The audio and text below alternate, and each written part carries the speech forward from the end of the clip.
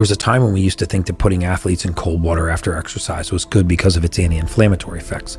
We know now that that's only about 15% of the benefit.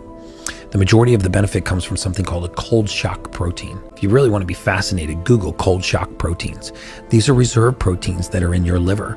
They're dumped into the bloodstream in an effort to save your life when you put yourself in cold water.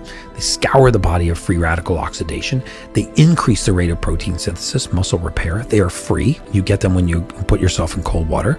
You get a peripheral vasoconstriction, so it forces all the oxygen into the core and up to the brain. And you get an activation of something called brown fat, right? Thermogenesis comes from brown fat.